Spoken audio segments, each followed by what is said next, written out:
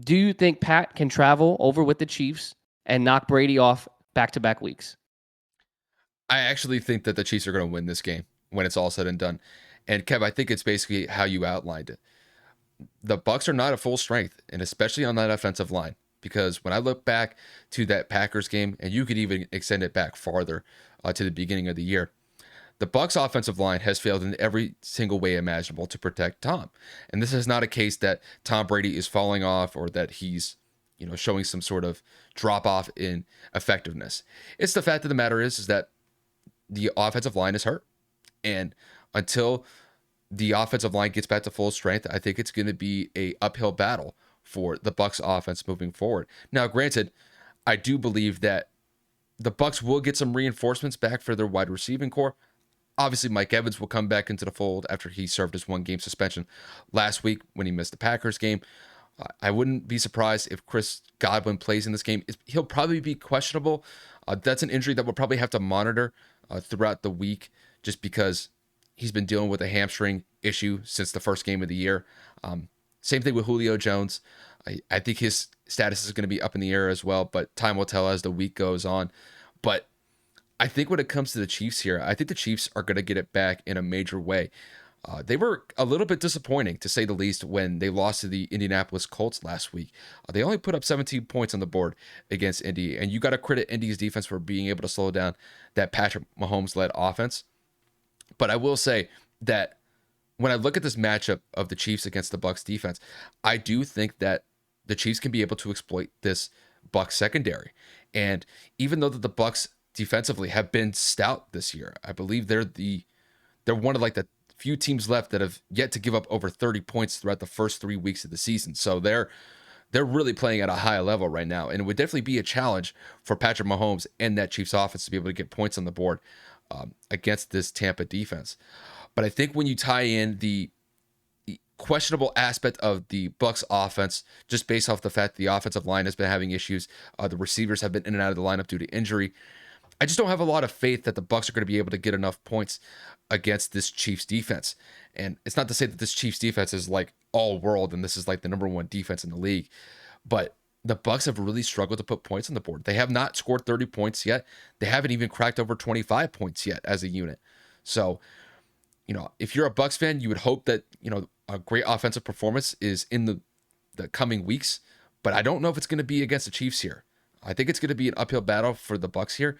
And I think when it's all said and done, I think the Chiefs will get this win against Tampa. I think it is going to be a relatively close game just because I do think that Bucs defense is going to be able to slow down Patrick Mahomes and that Chiefs offense.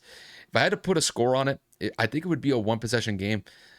I'm going to say the Chiefs win this one by the score of 27-20. I do that the Bucs will score 20 in this game, but I think that Patrick Mahomes is going to do just enough to get by the Bucs defense here and get the Chiefs to a 3-1 record, and it would set the Bucs back to a 2-2 record. I'm going to be straight up. I got the Chiefs winning this game, but not for blatant reasons, as Kyle alluded to, because I'm also nervous about the Chiefs, and here's why. So Patrick Mahomes and the Chiefs low-key kind of struggled against my Colts.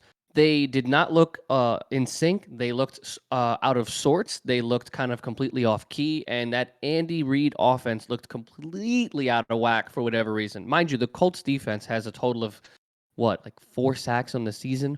And we found a way to pressure Patrick Mahomes about 5 or 6 times. We only got 1 sack out of it, but he was on the ground for a good amount of time. And I want to give credit to, the Colts pass rush here, but the Colts defense is nowhere near what Tampa's defense is. The Colts pass rush is nowhere near what Tampa's pass rush is. And obviously you see where I'm going with that because Tampa's defense is that much better. I think that the Chiefs find a way to win this because they're quick.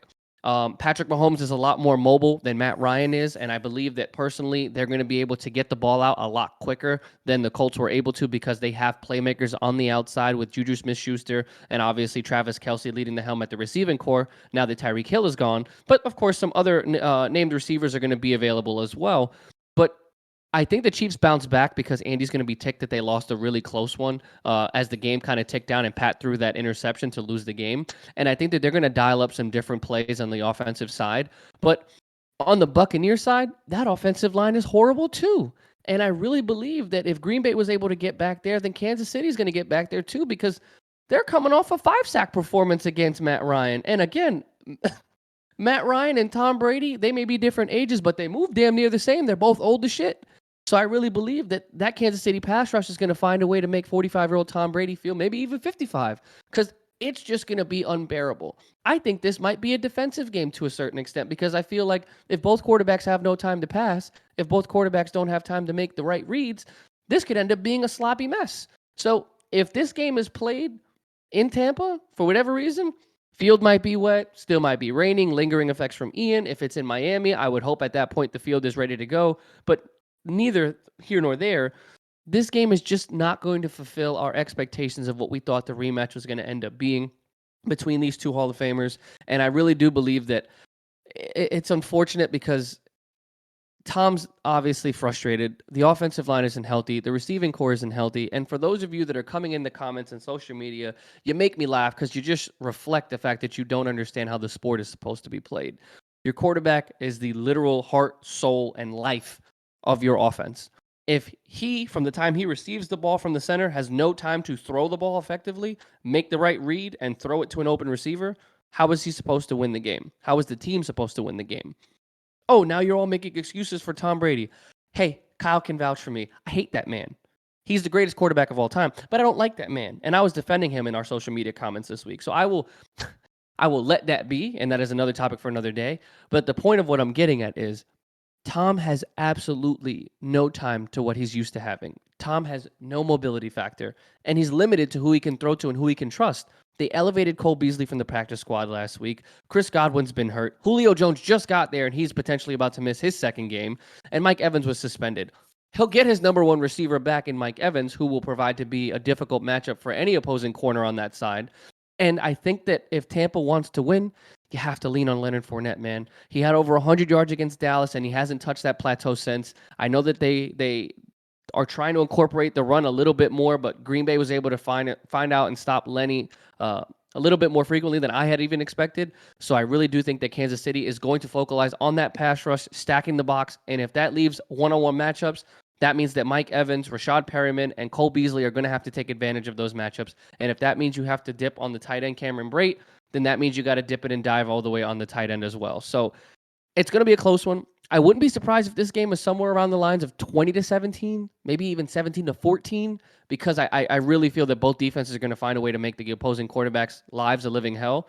And it's just, I don't think points are going to be coming as quickly as we had originally anticipated. But nevertheless, I'm excited to see if Tom can bounce back. And of course, if Patrick can recover from the struggle it looked like he had against the Colts last week.